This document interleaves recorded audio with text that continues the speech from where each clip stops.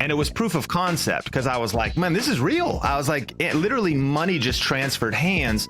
So then my question was, can I make this $20? Could I make this $200 a month? Could I make this $2,000? You know, and now you fast forward to today, and actually CNBC did a mini documentary about me. I'm a small town kid, college dropout, started shooting videos in my bedroom, and I made almost $40,000 in 1 month just from talking about tech and cameras online. What's happening? No cap. We with AO, about to get a plate. Oh, pull up to the table. Let's go. So the rising small type of business, one of the small types of business that is on the rise, is not your doctor, it's not your lawyer, it's not one of these crazy entrepreneurs out there who are just screaming that they are super busy. No, the rising small type of business is a content creator, a YouTuber, a blogger, a Instagrammer, TikToker, you name it. But today I'm excited because I have the guru of gurus when it comes to YouTube in the business today. This guy has helped me go from making high six figures to crossing over 7+ figures simply by just taking an hour of his time. And I asked him, can he give me 30 minutes to share what he's working on, to share some of the stuff that he's taught me to help you? Because I believe that there's something on the inside of you that should be on YouTube. You should be on podcasts. And you can make full-time income on the side. So today's guest, man, is a guy that I've been following for years, and he has helped me tremendously. He's actually helped a lot of people. This guy has 2 million followers on YouTube, and he has a huge empire solely around how you and I can build successful YouTube. I would say build a successful YouTube business. So before we get to my friend Sean, who's with us today, real quick, do not forget to make sure that you properly cover yourself when it comes to insurance. My partners over at Ethos, you can go to anthonyoneal.com/ethos. They will set you up with an insurance policy up to $2 million, one without a blood check, and you can get it as cheap as $50 to $100 a month. They partner with them because they understand that I want to help you, one, get out of debt, build wealth. And when we do transition, we want to be able to leave our families with wealth. We want to be able to leave them with options and opportunities. And let's not be selfish. So if you're a single mother, single father, or you are a spouse, you want to make sure that as we're making this money, like we're going to learn how to do today on YouTube, how we can make this money and leave our families with the blessing. We all want to be looking down from heaven. Y'all know me. I'm a Christian. I'm going to keep it real with you. We want to look down from heaven. We're smiling. We're having a good time because we're finally home. But we want to look down on our previous home and make sure our families and our loved ones are taken care of. So go over to anthonyoneal.com/ethos. Check them out. It will take you not even 11 minutes to apply. And I promise you, you'll thank me later on. So again, go check them out. 2, hit that subscribe button. And 3, let's get into it with my good friend, Sean Cannell. Hey, man, welcome to the table this is not your first time, but technically it's your first time. But welcome, man. Welcome to the table, bro. Anthony, I'm so fired up to be hanging out with you today. At the time of recording, it's 6 a.m., so I'm sipping on some coffee, man. It's rise and grind. I'm ready to crush. Hey, man, listen, man, I appreciate you for coming on at 6 a.m. in the morning, man. I really hoped you could have got here to be at the table, but I was like, he's in California. You just had a baby, right? You had a baby boy? That's right. 1 month old as we're speaking right now, and that's our second boy, so we have 2 boys. Man, how's sleeping for you as a father, man? Are you sleeping well? I got to admit, and I got to honor the queen, like, I'm sleeping great. And the baby is sleeping pretty well, but my wife is all time. She's really holding it down. The first was a little bit different. I was doing the hip motions, kind of trying to bounce the baby to sleep, swaddle. I learned all the swaddle skills, and there were some really late nights. But I'm going to admit, I know for other parents out there, you might be like, what? But like, I've been sleeping all night, every night since we've had this baby. Hey, man, listen, I salute to my sister, your queen, who is holding it down, man. I really do. But, man, let's get into it, man, because, recently you released a book on May 2nd of this year called YouTube Secrets, the ultimate guide to growing your following and making money as a video influencer. So, Sean, as I was doing my research, right, I was just looking up, just really studying, how many books are out there when it comes to how to write a YouTube. So on Amazon by itself, there are over 3,000 books on how to pretty much build and launch a YouTube channel. I'm curious, as a YouTuber and then now as an author, What did you see was missing from all those books that you wanted to come contribute when it comes to that conversation? Yeah, there's a couple things. I think the first one was a timeless framework. I think when it comes to social media and it comes to, it's always changing when it comes to technology and the internet. Man, it's kind of a bad idea to write a book because as soon as you write it, it's outdated. And so what we strove to do, myself and Benji, my co-author, was to create a framework that could stand the test of time.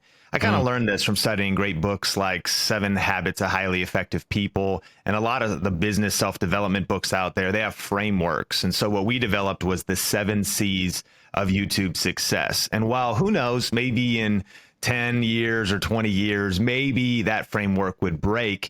We've learned that it's actually unbreakable. And we could talk about those if you want. But the first was that it wasn't just about some tactics or screenshots of pages, but it was about principles that people can continually apply to get results. And then the second thing was, I think, just the effort of really putting out a world-class book. This actually it took 4 years to write the original book. It came out in 2018, and now we're on the second edition. And so it's completely rebuilt, updated, 90 new pages, 3 new chapters, all the examples, and some of the outdated things taken out because after really 4 years, there was some details to change. And what I've noticed with a lot of the books you mentioned is they're kind of like ebooks. Some of them are kind of rushed, 77 pages, 200 pages. They outsource the writing. And so, I mean, you know what it is as a best-selling author. We put so much love and time and energy and blood, sweat, and tears into the book. And it's really shown. This is the #1 best-selling YouTube strategy book in the world, 80,000 copies sold, 2,300 reviews so far. And it actually is about 2,000-3,000 copies selling a month. That's not because of good marketing. That's because of word of mouth, because of the quality of the content. And it's not even trying to be a flex. It's like, we almost died trying to write the book. It took so much energy to really distill our thoughts down into something powerful, punchy, and practical. And so ultimately, that was kind of what we wanted to bring. And then the final thing was that a lot of times in social media, people don't think about books. In fact, they think, oh, people don't even read books anymore. And it's like, well, apparently 80,000 people have. And I think one of my favorite things is the audiobook. We read it. It's our own voice. We did it in a professional studio. And the power of writing a book is the chance to get to record an audiobook. Look at the popularity of podcasts. Look at the popularity of the table. Look at the popularity of that opportunity to connect with somebody audibly in a conversation in a really much more polished way because it's a book. So I encourage people, they should write a book, even just to record the audiobook. I think audiobooks are the future, not only the future, but they're the now as well. Man, listen, let's, I agree with you, man. It was so funny. I remember reading my audiobook, Sean. I'm not the best when it comes to grammar, right? Like it took me a long time to read my own audiobook. I'm curious, when you recorded yours, how long did it take you to record your audiobook? And did you enjoy the process? I enjoyed it. I didn't give myself enough margin because I have a co-author. We alternated chapters, so that kind of cut it in half. Yeah. It still took 2 days, and I should have done at least 3 or 4 because I did start to lose my voice, and it's not terrible, but you can kind of notice as you get to some of the later chapters, the punch and the energy isn't necessarily there as much. And I feel you start getting kind of delirious, your eyes are glazing over. You feel like you're going to pass out. I think to that, some of that's I could probably improve my breath work or my speaking ability in terms of speaking at length without wearing out my voice. But I think more than that, I'm probably just so driven and ambitious that I kind of like Thanksgiving. My eyes are too big for my stomach. I always, I get 2 plates. I pile them so high. And then I'm like, wow, I kind of overloaded the plates with food. I'll still be able to finish it too, but I'll pay for it later, And so I'm kind of the same way. I'm like, I can record this whole thing in one day. Let's just go for it. And then I reap the consequences. Man, see, it took you 2 days. For me by myself, 300 and something pages. It took me a week and a half, man. And it was stressful. But you're right. Hearing myself read, hearing it and really being myself, That's probably was the best thing that I've done for that book. So I agree with you, man. So y'all listen, we're going to drop all of Sean's information. He even has more books we're going to talk about. He even just recently released, and we'll talk a little bit about that later on today too, some YouTube secrets to ultimate following. And we're going to talk about that too. But Sean, real quick, I really want to pivot to this because, you know, last month I launched a course on like really how to build like your own personal brand. And I remember back in the, I would say about maybe 10 years ago, a young man by the name of Glenn Henry married my sister. And he came home one day and he told us all that he's quitting his job to be a YouTuber. And I said, no, the heck you are not. You are not, but you're not going to marry my sister, have a child, and then quit your job to become a full-time YouTuber. This was 10 years ago, Sean. You know, today he is the leading voice on YouTube when it comes to Black fathers. He has over 1 million subscribers, built over 7-figure business. And it's not just, watch this, it's not just him having a YouTube show. He's built an empire. And Sean, you've been able to build an empire. And I remember when I first got interested in YouTube, seeing my brother-in-law win, I was like, man, I started Googling and searching who's really winning on YouTube. And you were the guy that I found. So I'm curious to people watching right now, like, well, full-time money on YouTube? Like, can I really do that? I want to know a little bit about your story, Sean. Like, how did you get started? And then where are you at now? I know where you're at now, but I'm going to give you the opportunity to share with my tribe, you know, where you started and what you've been able to accomplish today. And is it really possible for people to build a business around YouTube? Yeah, I appreciate it. And fun fact is belief in fatherhood is actually in the new introduction of the new book. And we've been on the phone and we've talked a few times over the years, and even about money-making strategies, one of which was affiliate marketing. And so that's kind of my story. I started shooting video back in 2003 for my local church. And so YouTube hadn't even started yet. I was editing video. My youth pastor gave me a camera and Adobe Premiere and said, hey, start making videos for your youth ministry, for this, our youth ministry. And they were terrible. I mean, Anthony, these of course were the worst videos ever, which I think is important for people to consider. They're wondering like, hey, you know, what if I start YouTube and I'm kind of nervous, and if I punch fear in the face and I press record, but if I do that, what if my first videos kind of suck? And here's my promise to you. They will. Like, they're going to be terrible. Like, I mean, I'm not going to encourage you and say something different. Like, you kind of got to get through that challenging season, that season where you're a little bit awkward. You're not quite, you haven't developed your voice. And so luckily for me, I was doing that again years before YouTube started. And then honestly, the first YouTube channel I started was in 2007 for my local church, which is crazy because we were an hour north of Seattle, small church. It was a gift of God that the pastor had the vision. I didn't even have the vision to kind of lean towards social, lean towards media, but that gave me the experience in the trenches figuring this stuff out. So really speeding ahead in terms of how to make this, practical and to earn money from it, because my background was now in video and I'd been studying cameras and now lenses and how do you edit and lighting and video production, because I was making church video announcements for my local church. And, I started to make videos reviewing products, essentially talking about the cameras or the gear or the tips. Hey, you need to buy a lens for your camera. Here's your 3 options. If you use this one, it's going to look this way. If you use this one, it's going to make you look a little bit, the shutter will be wider, but it'll stretch your body kind of weird. If you use this one, it'll be the most flattering. And as I made these videos, I learned that you can have links to the products that you're talking about in the YouTube description, which is kind of like a mini blog post below your video.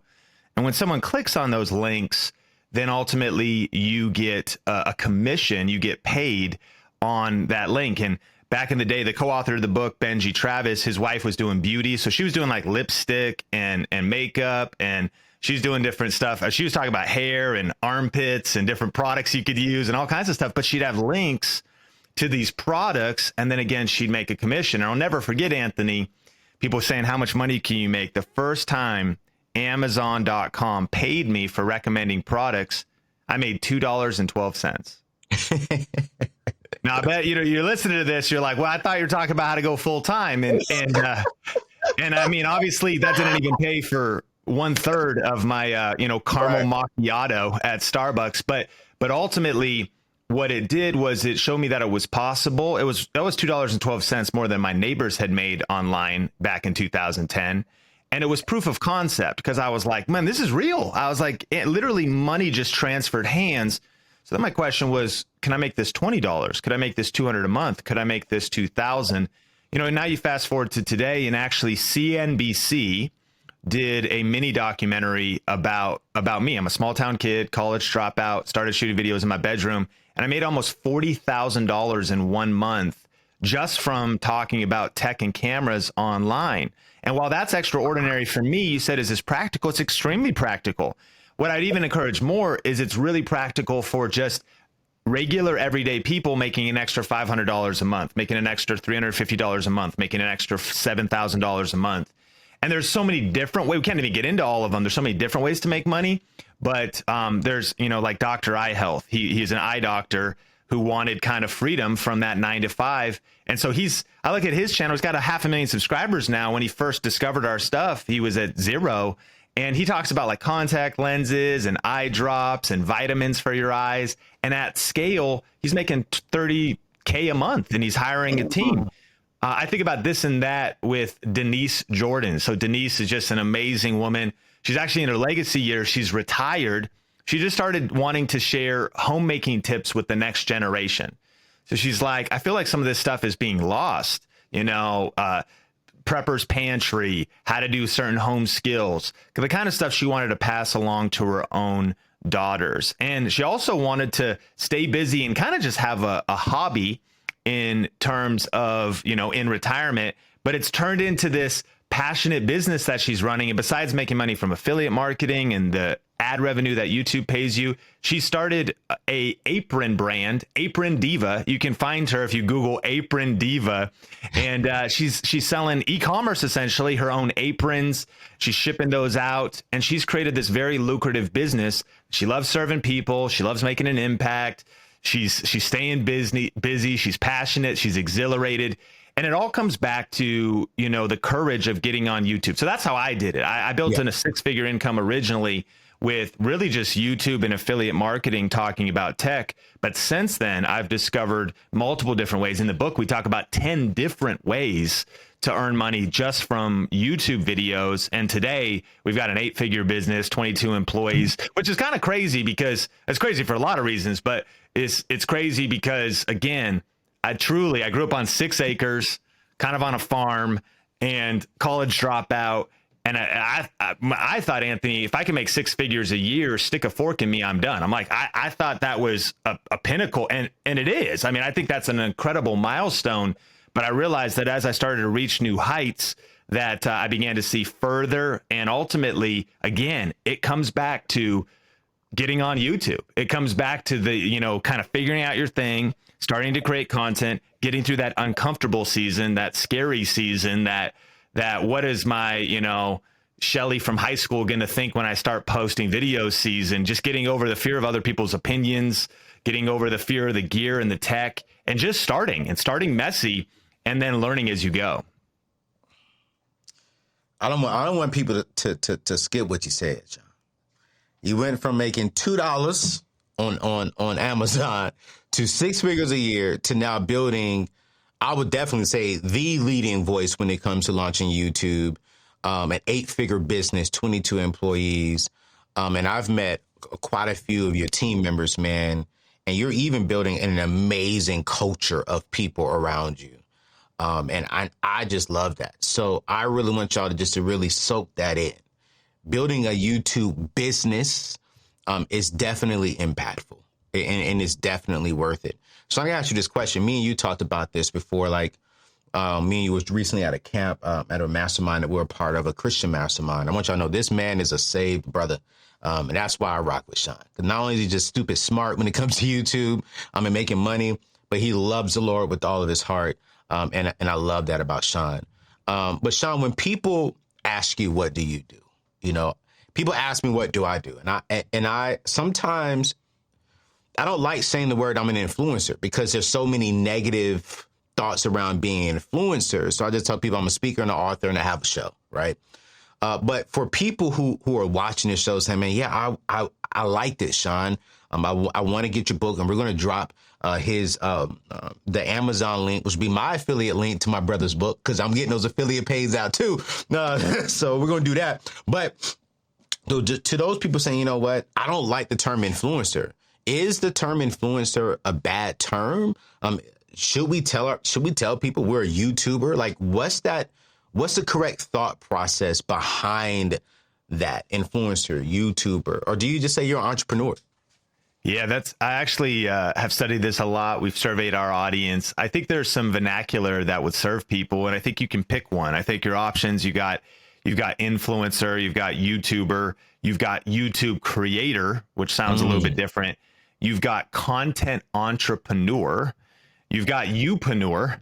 My friend Chris wrote a book, and I think that my favorite is kind of the content entrepreneur. There was a study done by the Tilt that was sort of identifying, and then you've got, the creator economy. You're a creator in the creator economy, and that content entrepreneurs are kind of a new form of entrepreneur. If you also might say small business owner or entrepreneur that uses YouTube to market your business. So in that case, YouTube is a content marketing strategy, as opposed to, in a way, the central thing in and of itself. If I break those down a little bit, influencer, yeah, it does get a bad rap. There's the Instagram account influencers in the wild. And so what we figure is somebody catching you, dancing ridiculous, or whatever for a TikTok. There's that side of it. But I think about, like, Brendan Burchard has a conference where he did called Influencer, which was much more about author, speaker. You think about Mark Twain, he was an influencer. You think about Martin Luther King Jr., he was an influencer. You think about, all these different authors, speakers, and people who lead movements, people who inspire others, challenge others.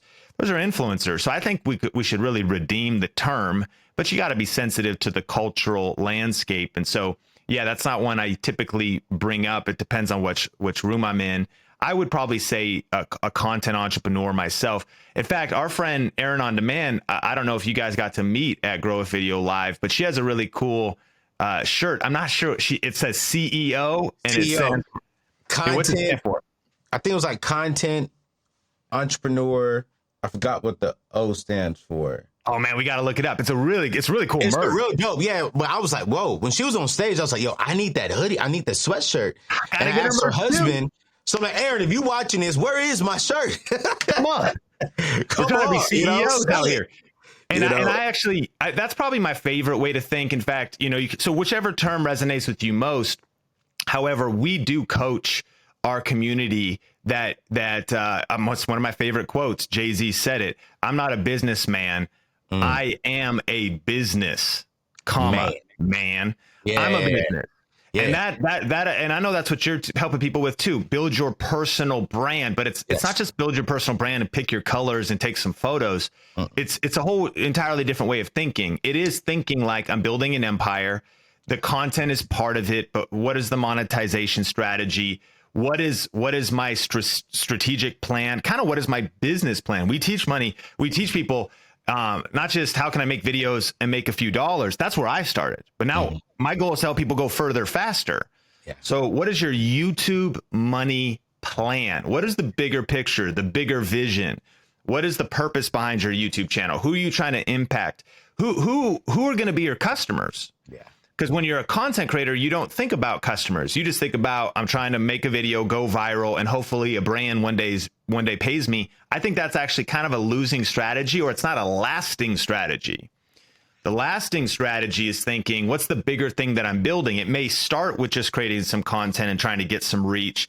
But I like to look, you look at Mr. Beast, of course, he's massive, but he's got a burger chain. He's got, different products he's launching. He's launched apps. He's launched software as a service or different apps. I think about Shelby Church. She's taking her profits from YouTube, investing them in Airbnb, but then using her YouTube channel to bring awareness to not just an Airbnb, but she's got this Palm Springs spot. She's got merch there. It's a whole experience, and her YouTube channel markets, the business. And so whether you are you going to be an author? Are you going to create products and programs? Are you going to maybe think about investing in real estate? And I think it's important to dream this way. You got to start practical and start small. But when you think about I am a businessman and you start thinking about I'm a CEO, even if I'm a solopreneur right now, I believe that mindset will take you to the best destination because your time horizon is further than just trying to pay the bills, even though that may be what you need to do today. And it'll help you map towards really creating true lasting impact, not just on your bank account, but in the world. Come on, man. Sean, you this is some good stuff, you guys. And I hope that you all are dialed in and listening to this. Because if you're going to build a 7-figure business, if you're going to make all this income, like you said, there got to be some things you're going to be that you're going to want to do with your life. And it's not just about the money. But since we are on the money part, I want to just land this real quick. Make sure that you open up a savings account with my friends over at Prize Pool. One of the things that I do with all of my YouTube money, 10% of that comes in and I just immediately save that. I set that aside for business emergencies, team emergencies. I just set that to the side and I actually park it over at Prize Pool. You can go over to anthonyoneal.com/prize pool. And because right now they're offering some of the highest interest rates in return. Remember, saving is not an investment, but why not go ahead and get the most when it comes to the interest for having it parked there? And then also as well, some of y'all are going to be watching this show and you say, you know what, I want to eventually step out on my own and I want to start my own YouTube channel one day. And so you're going to start building your YouTube. You got to make sure you have a fully funded savings account. So when you do step out and you branch into this business full time, you have a cushion on your personal life. So go check them out. They're giving out some amazing rewards for just joining, some extra coupons, some tickets. So check them out at anthonyoneal.com/prize pool. Actually, anthonyoneal.com/savings to get the discount. Sean, I did some research, man. 321 YouTube channels have at least 100,000 subscribers or more. So that also includes people like yourself who have, a million or more. And so when I did the math compared to everyone that's in YouTube, that is only 0.28% of all YouTube channels, which is about 1 in every 350 YouTube channels have over 100,000 subscribers. I remember crossing over 100,000 subscribers. Now my next goal is 500,000. We should be there by the end of this month. And then my next goal is to be over 1 million, right? And I watched my brother start his YouTube channel after me, and he just surpassed me. And then you're above 2 million. So you're in the top, 0.01% of YouTube. What do you think is not really the secrets, but what are the key ingredients to just cross over 100,000 subscribers? What are some key things that we can pull from your most recent book, the updated second edition of YouTube Secrets, that can get people to that 100,000 subscribers? Because I would definitely say people are making money with 10, 15,000 subscribers. Great. Making full-time actually income with that. But when you do cross over that 100,000 subscribers, you see a significant, you see a lot more, right? What are some of the key things that will help us get there that we can learn from your book?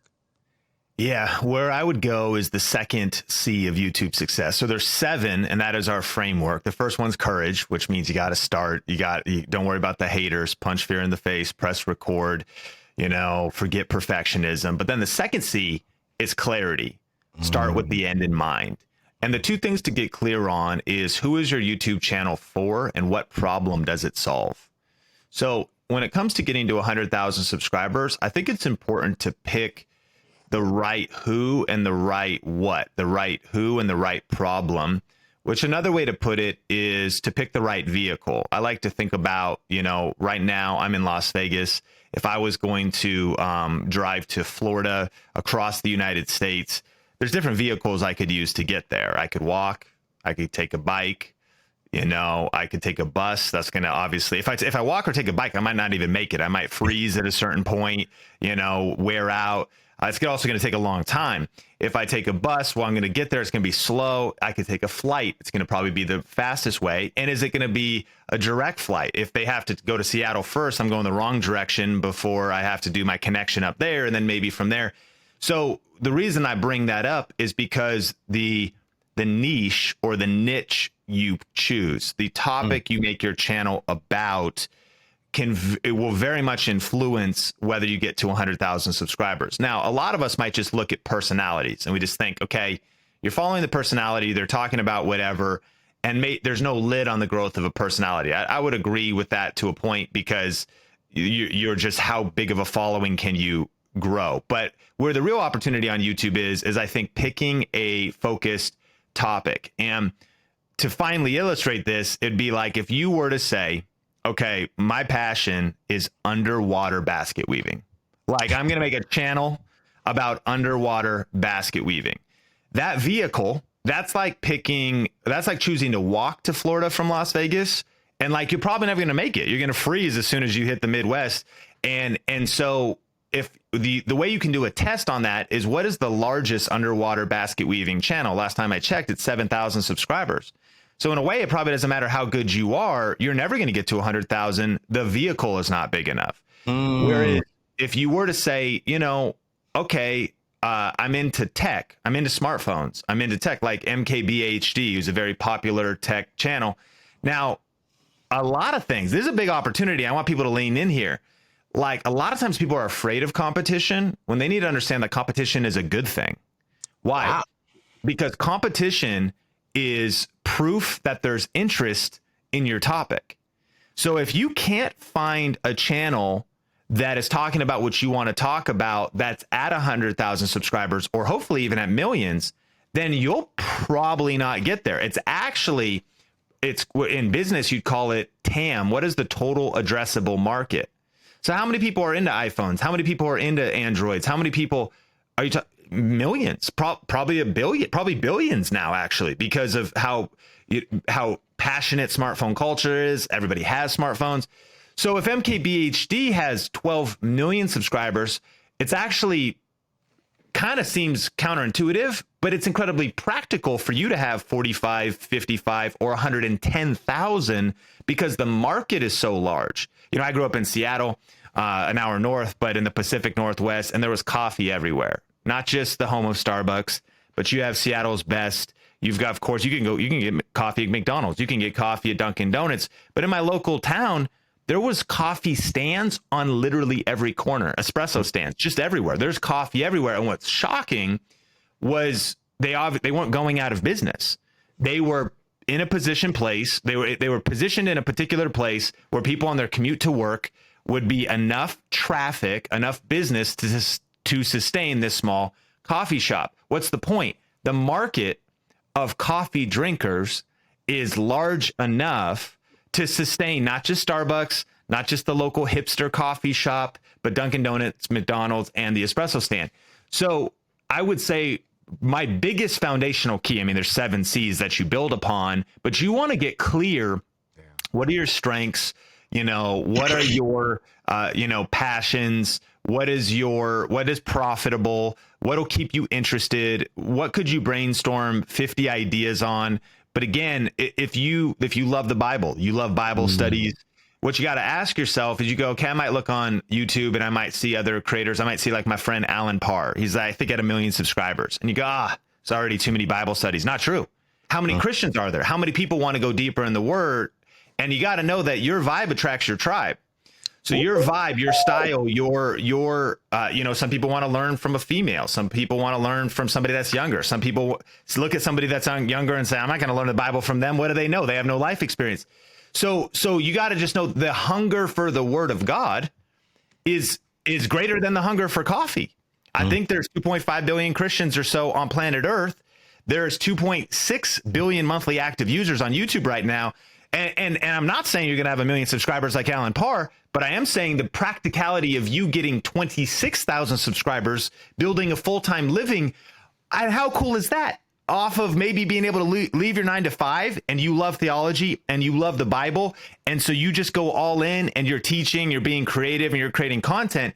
Don't be afraid of the competition. Let the competition actually be an invitation to be a measurement that the market is validated.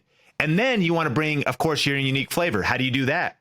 You just be you, because no one's like you. So you bring your flavor you think about what's everybody else is doing. How can I kind of have an edge? What's my unique angle on the niche? What's my unique angle on it? I think about that like coffee. McDonald's is fast, maybe not very good. Starbucks is burnt. So people will say the coffee, but it's consistent. So I personally, I go to that local hipster place that's got a $6 for a drip. I was just in San Diego. I paid $6 and I tipped $1 to get a small cup of black coffee because I want that Ethiopia single origin fruit notes on there. I'm that guy.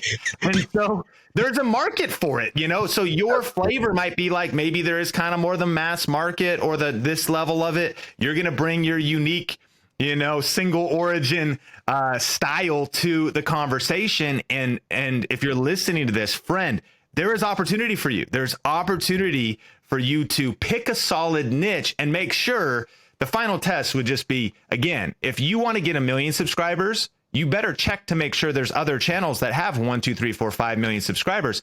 You might be the outlier. You might be the one who takes it there, but I like looking at the other way. I actually like saying if there's already 10 successful Starbucks in this city, then chances are there's actually, if I bring something a little bit different to it, different is better than better. If I bring something a little bit different to the same niche, tech, beauty, gardening, personal development, Bible study, personal finance, all the different things that are the opportunity of doing. That's what I would recommend. Choose the right vehicle, and that's going to really help you get to 100,000 subscribers and beyond. Man, you know, Sean, you teaching, man. I mean, you know my journey and my story, and I always tell myself I niche down on my niche. So I went to personal finances, and I said, you know what? I'm just going to be honest. I want to talk to millennials and minorities about their personal finance. And some people's like, well, why would you only want to talk to 13% of America, you know, when it comes to African Americans? And I said, I don't want to only talk to them, but I do want to create content that impacts them, that helps them. And I mean, that's when I started seeing my channel just go up, because now I was dialed in to a certain group of people. My brother-in-law was on the show a couple of weeks ago, and he said, man, stop looking for people and start looking for your people. And that's how he was able to grow, because he wanted to represent for Black minority fathers. And look at him, 1 million. And now you're right. It's like, man, when I look at other things, I look at people who are successful, who are winning. I'm like, okay, cool. I'm going to bring what's on the inside of me to the conversation, you know, and don't be ashamed of it. I was mentoring a guy who stutters a lot. And he was attracted to me because he was like, hey, man, I hear you. You don't seem so shy when you may say a word off. I'm like, I'm not. Because if you don't like it, that just means you're not my people. And that's fine, because there are certain people who will rock with me, as we see, because of I remind them of themselves. And I have no shame in that. And I told him, I said, bro, keep stuttering and keep using the gifts and the talents that God has put on the inside of you, because people will receive that. So I like how you said you got to have courage. Don't worry about no one else. Just be the true, authentic self, and you will be all right. You will be successful. And y'all know me. I have a group of 20 people that I'm mentoring right now on how to build a personal brand, how to become a speaker, and how to really go out there and just use the God-given talents. And this guy has taught me so much about YouTube, to where I'm actually buying 20 of his books and giving that to my actual 20 people that I'm mentoring, because he is the guru of YouTube. I'm not. I have no problem saying that this guy right here, Sean, is the guru, and I learn a lot from him. And so I'm buying 20. I want you all to get one, get two, get a gift. You know, there's this new thing of like couples growing up today, and they're like, yo, we want to do our YouTube channel. That's great. Yo, get this book, learn YouTube, and go get you 20,000, 100,000 subscribers. Go get you some full-time income, because I think the future is looking differently. The older generation don't like it when I say this, but I think, you know, this new content creator, content entrepreneur, in the next 5 years, will be the most popular business growing up. I believe that today's word of influencers is tomorrow's celebrity. Celebrity on TV and the gospel and the hip hop artists, they will always have a level of influence. But I'm seeing today that influencers who are impacting lives are becoming the new type of celebrity. And they're making a lot of money doing it from the inside. So listen, I want y'all to get my man's book, YouTube Secrets, get the updated second edition. And I'm going to drop that information in today's show notes. Now, Sean, I don't know, I'm not going to say the name of the book, but I know you have another book possibly coming out. Can we leak that a little bit, or are y'all waiting to start promoting that? Still waiting to promote that. And Okay. yeah, all in on YouTube Secrets second edition right now. And yeah, just so grateful. Thank you so much for having me. And it's inspiring to see what I mean, your channel's blowing up, but also you're really just getting started. I think I feel the same way. Like, kind of a beginner mindset always learning. Lifelong leaders are lifelong learners. Man, I'm always learning and I'm always looking to see how we can better. So I appreciate you all. So listen, I'm going to drop his book inside of today's show notes. And I'm also going to drop his information, because one thing I like about Sean is it's not all about Sean and his company. He has amazing people on his team that he's also promoting, and they have some great stuff coming out here in the future. And I don't want you all to miss that. So get this book today, learn today, and then two, go follow him, subscribe to his channel, and get connected with him and his entire business over there, because they are truly impacting the world when it comes to YouTube. They are the future. They're in right now, but they are literally the future when it comes to YouTube. So thank you so much, my brother, for coming. And man, I appreciate you. And y'all, we'll see you on the next show. Peace out.